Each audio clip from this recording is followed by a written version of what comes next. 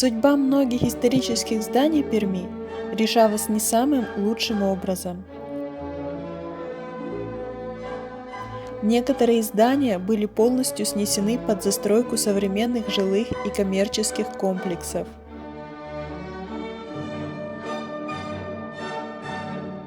Так, дом, где располагалась типография Петра Каменского, вторая частная типография в Перми, на углу улиц 25 октября и Советской, 22, не сохранился. На его месте сейчас стоит трехэтажное здание, построенное в 50-е годы прошлого века.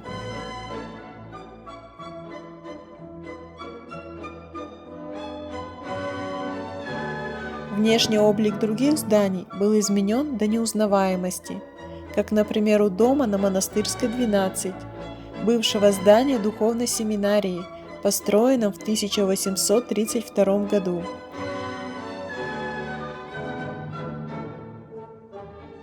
В современном облике пятиэтажного дома с трудом можно узнать трехэтажное здание XIX века.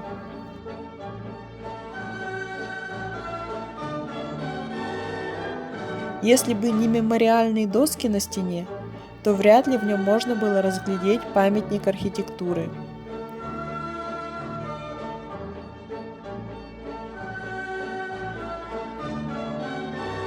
Зданиям бывшей табачной фабрики и бывшей типографии повезло намного больше, где в пространстве между ними, сохранив их исторические черты, возвели многофункциональный жилой комплекс «Астра» в конце 2016 года. Хотя гармоничным такое сочетание архитектурных стилей вряд ли можно назвать.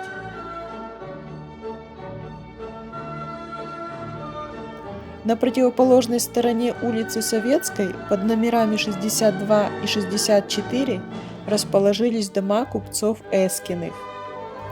Первоначально купец Афанасий Эскин, владевший несколькими харчевнями в городе, построил одноэтажный каменный дом на Торговой, 62. Улица Советская ранее носила такое название. Эскин был попечителем детских приютов.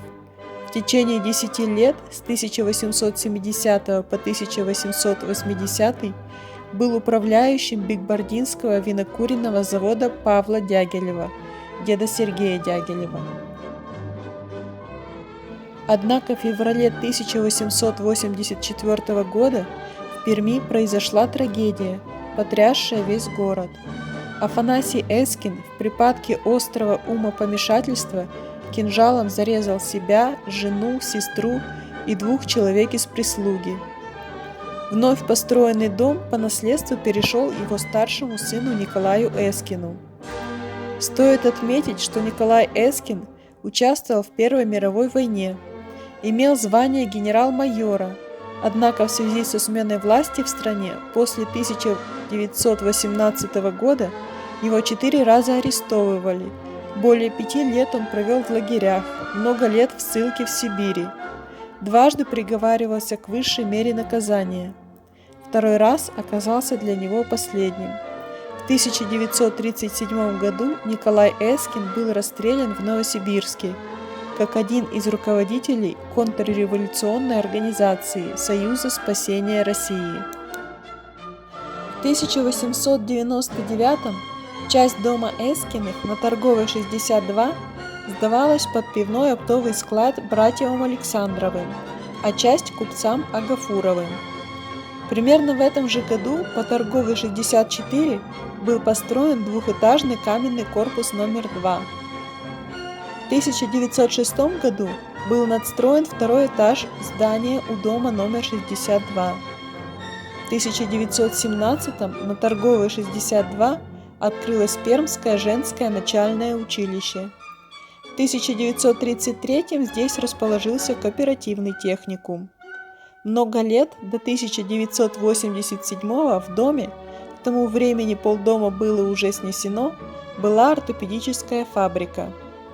В настоящее время на Советской, 62 находится общежитие Пермского государственного гуманитарно-педагогического университета, а на первом этаже небольшие магазины.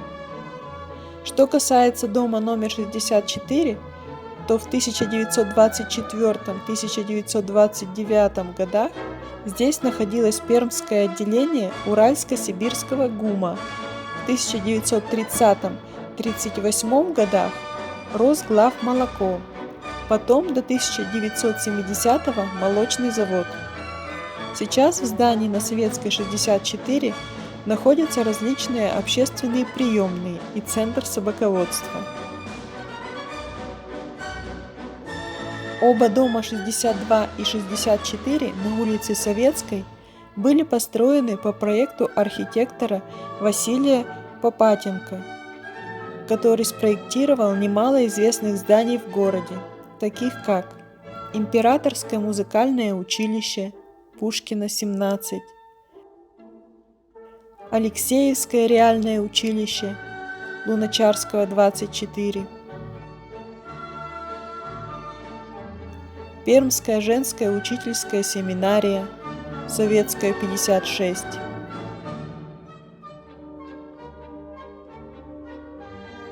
Кроме того, Василий Попатенко входил в состав авторов проекта Пермского городского театра, в настоящее время известного как Пермский театр оперы и балета имени Чайковского.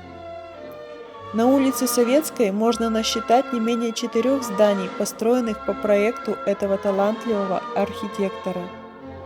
По адресу Советская, 102Б, на углу улицы Александра Матросова, ранее называвшейся Ирбитской, расположился противотуберкулезный диспансер городской больницы номер 7. Этот дом был построен в 1906 году и назывался «Вдовий», так как оставшиеся без мужей женщины с детьми получали здесь бесплатно квартиру с освещением и отоплением. С 1924 по 1926 в этом здании находился показательный городской родильный дом, потом клиника уха-горла-носа профессора Лебедевского.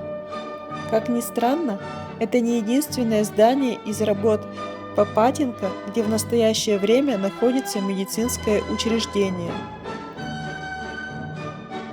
Так, в Насоновском начальном училище на 25 октября 42, построенном в 1911 году специально для образовательных целей, с 1922 года располагается городская детская клиническая больница имени Пичугина. Дом был возведен на 25 тысяч рублей, пожертвованные купцом Василием Насоновым.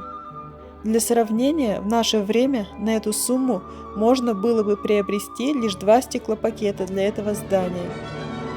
Удивительно, как за чуть более столетия стоимость российского рубля обесценилась в 1000 раз.